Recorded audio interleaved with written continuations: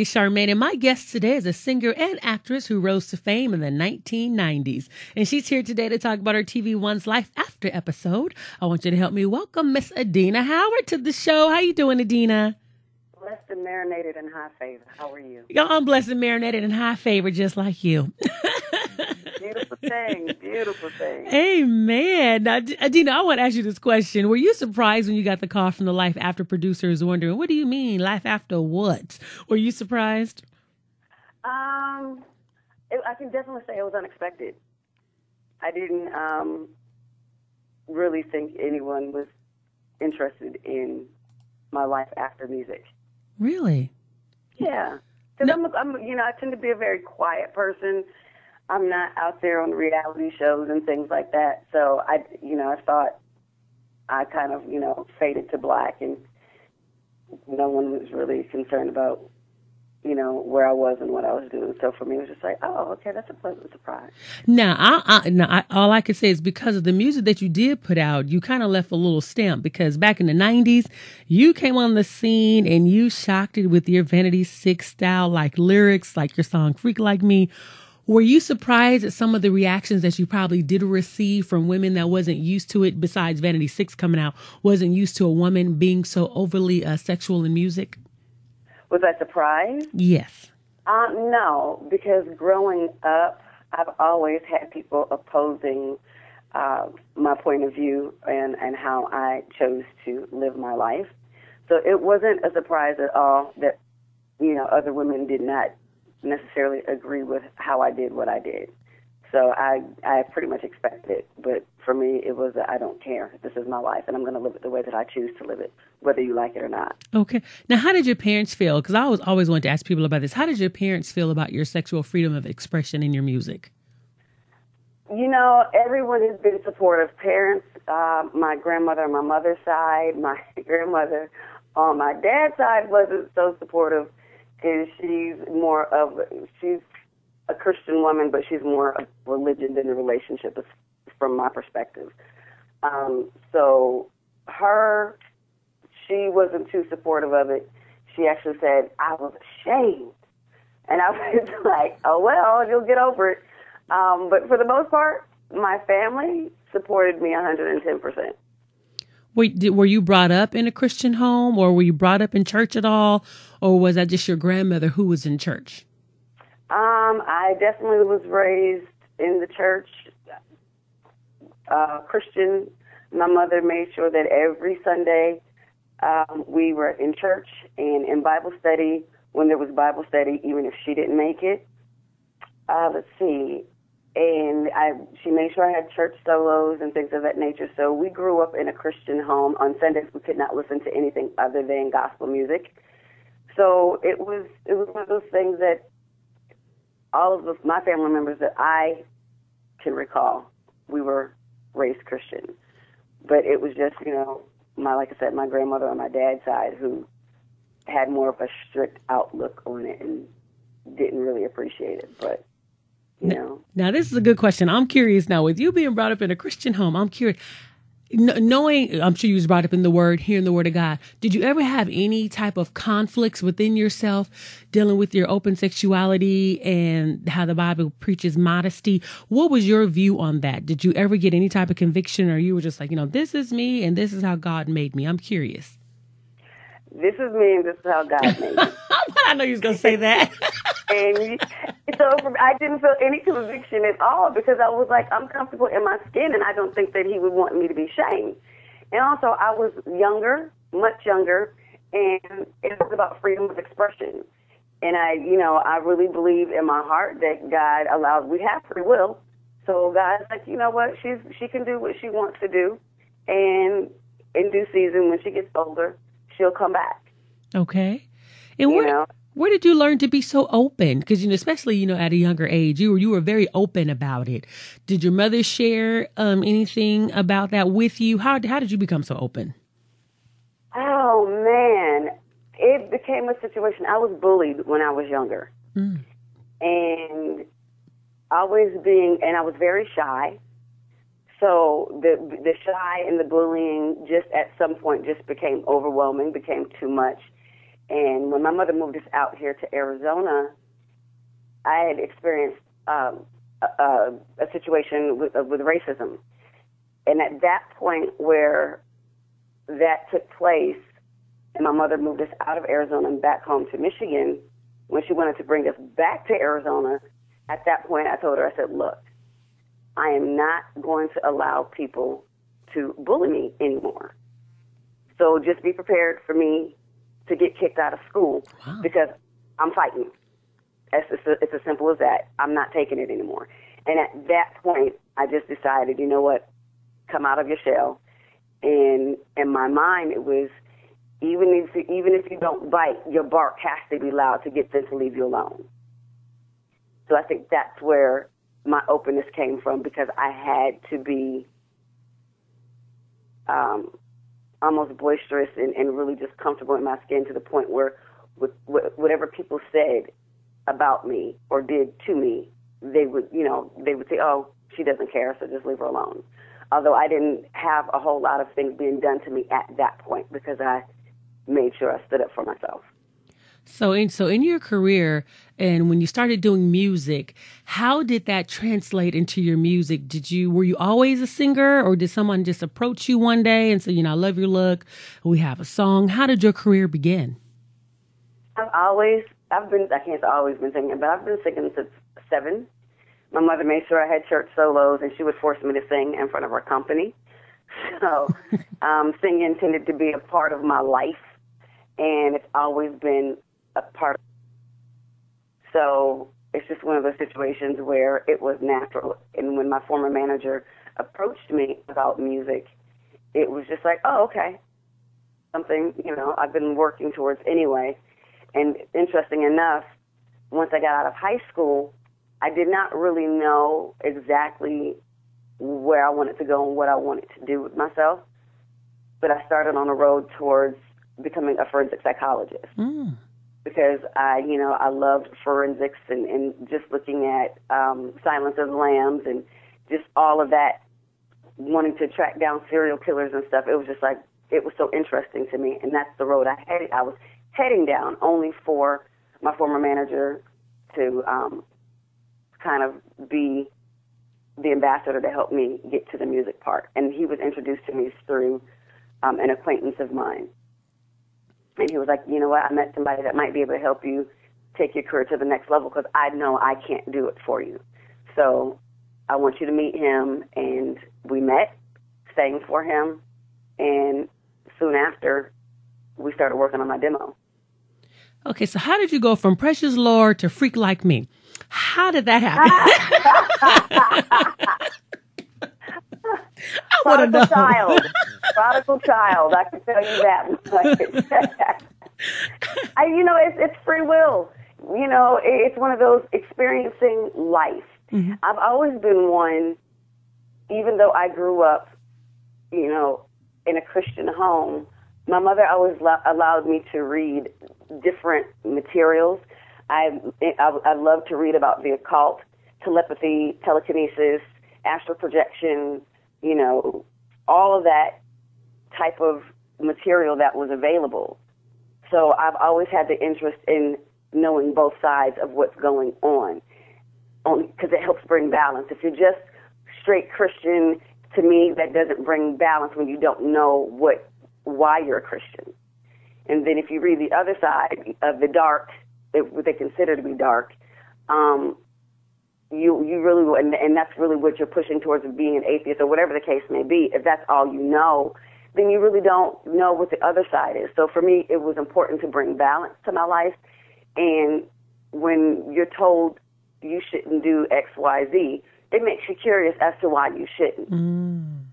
But for me, it was always, this is who I am. And I don't truly believe in my heart, I do not believe that God is going to be upset with me because this is who I choose to be. Okay. Because at the end of the day, he knows, my beginning, my end, and my in-between. So I was like, okay, I can express myself, and I don't see him having a problem with that. I've been blessed up to this point, and he knows that whatever it is I'm doing, at some point in time, he will get the glory. All right. As we follow your career, because, you said, you had your manager and you came out with your song Freak Like Me. And then you had another song called T-Shirt and My Panties On. But then somewhere after that, it's like your career began to take a downward turn, record sales slowed down, and you changed labels. Why do you think there was a problem with the low record sales and also label issues? What was going on there? The label did not promote properly. They, from my understanding, there wasn't enough financial means to support the project. Okay. And there was some conflict between the label and the distribution company.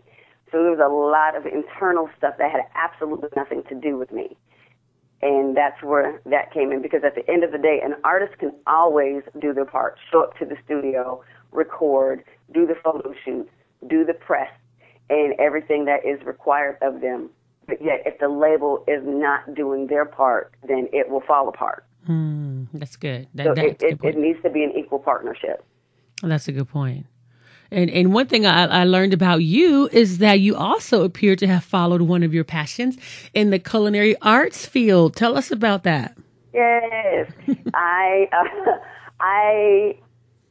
got tired of music, and I walked away from the industry, and I walked away from the industry several times. However, it just kept pulling me back. But prior to this last situation with the new single coming out, I just was tired, and I was like, you know what, I need to do something else with myself, and I refused to allow this industry to take control. I'm a control freak, so for me, it was, they can't have control. This cannot be, my only source of income and my means of being able to survive. So I knew that I have, I can cook. I just needed to do more with it. So I went to school, got my associate's degree, graduated last year from the Cordon Bleu. And I've been a line cook for a year and some change, honing my skills and really just paying my dues. And I love to feed people. So to me, it was natural. And it was, music and food go together anyway. So to me, it was just a natural transition. And it was something that gave me my power back. Now, who taught you how to cook? Where did your love for cooking come from? Both of my parents. Both of my parents, are beasts in the kitchen. So it was something that was natural. I watched them cook. I just always was interested in, okay, how did you make that taste like that? Daddy, what did you do? Mom, how did you make that happen? And so just to be around that on a regular basis just fed my curiosity and really put it in me to feed other people. So what are some of your favorite dishes that you can just throw down, truly have a praise worship and throw down in the kitchen? What is some of your best What's some of your best dishes? Wow, I love international cuisine. So I do curry. Like not too long ago I did curry pork chops. But I love to make curry.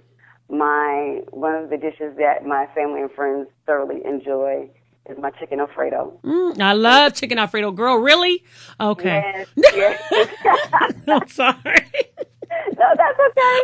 And then I have these wings called sticky wings that people have a tendency to just go bananas for. So whatever I cook, I put love into it. I make it with love. It's mandatory because when people eat your food, if you're just doing it for the sake of doing it, they can taste it. And, they can see it. And we eat with our eyes first. So when they see something coming their way, and if it doesn't look like it's made with love, in their mind, this isn't going to taste good. Yeah, it's so true. And it takes away the appetite. So, so it's one of those things. I make sure that when I present it, it's presented in a manner where your mouth, you start to salivate because it looks good. It's like, oh my gosh, I can't wait to taste it. And then when they taste it, it's flavored just so, you can just roll your eyes in the back of your head and just fall in the back of your seat and just like, oh my goodness,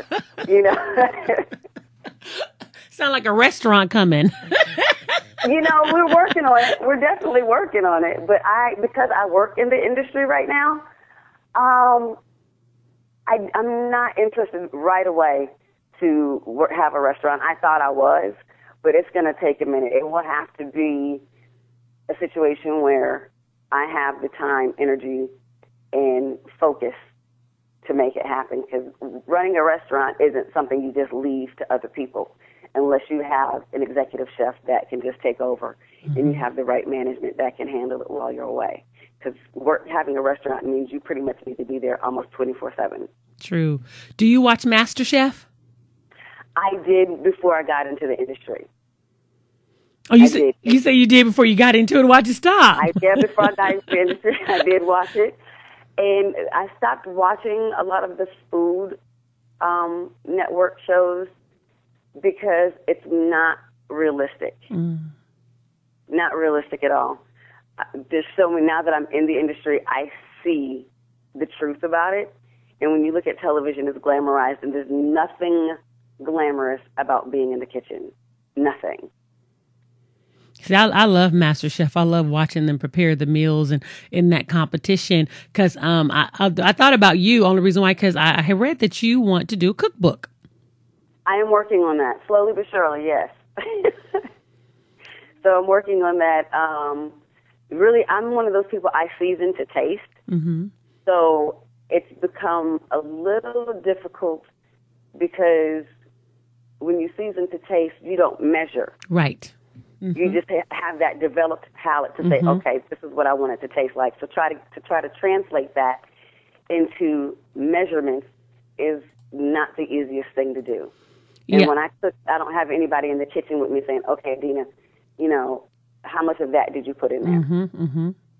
Someone else told me the same thing. They said that's the difficult part, is trying to do the measurements, because they also cook the taste and trying to say, okay, put this much in there. Because, you taste it, you put a little more in there, you taste it. And in the end, you don't know how much you really put in there because you were just seasoning to taste. So I can totally understand that. But Adina, I read something about you I thought was so interesting. You got married a couple years ago and you did something. Yes. You did something so different. You invited your fans to your wedding. I did. Now, what made you want to do that? What made you want to do that? Because they've been a part of, my journey. They've been a part of my journey, and I thought that it would be nice to have them involved. Oh. So did you have fans actually show up?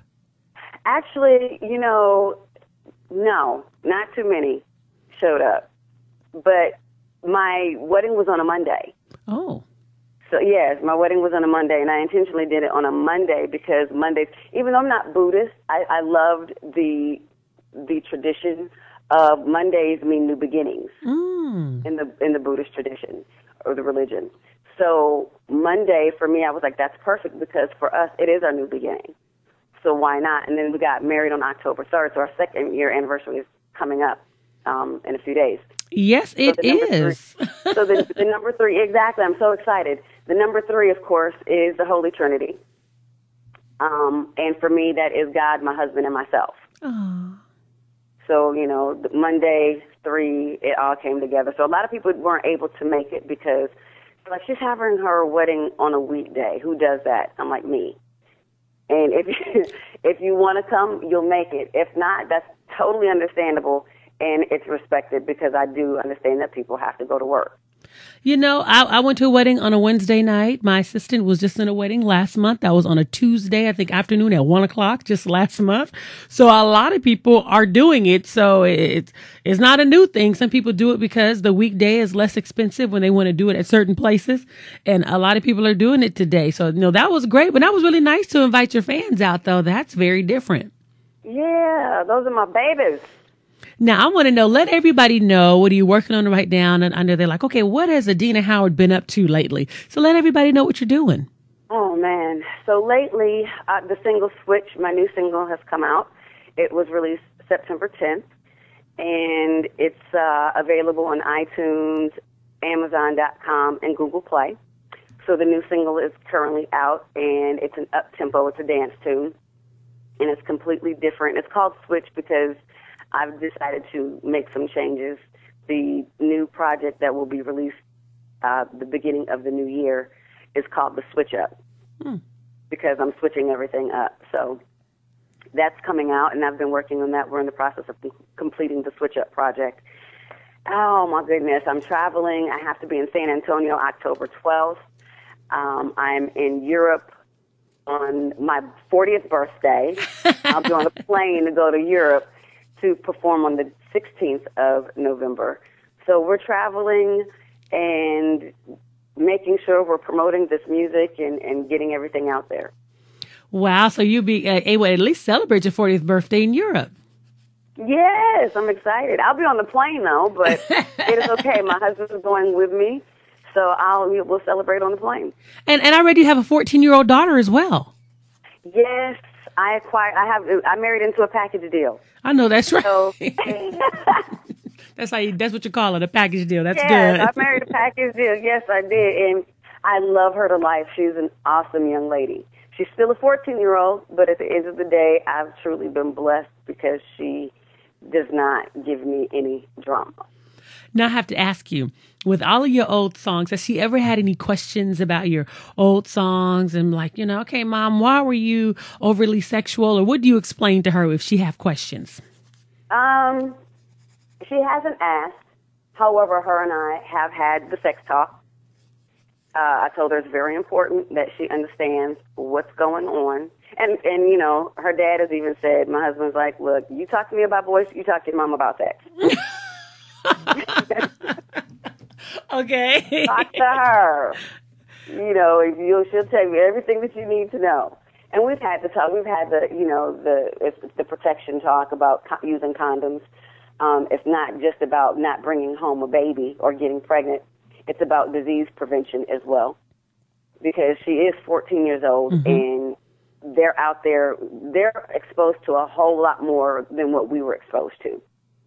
So I want to make sure that she has an overstanding, not an understanding, but an overstanding of what is out there. We've had the HIV/AIDS talk. She had no idea what that was, and there was an article that opened the door for us to have that conversation, because there's a group, the young group between the ages of 13 to 23, they are a group of young people who are infected, don't know it, and having sex with each other and infecting one another, unbeknownst to them, or they know it and they're not getting treatment.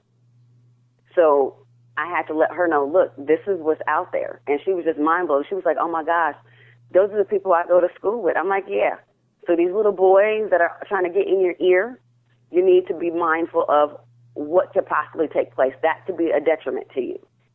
If you choose to, have sex, and when you choose to, because I know you're going to, you need to come to me so that we can, equip you properly so that babies and disease are not a part of your journey.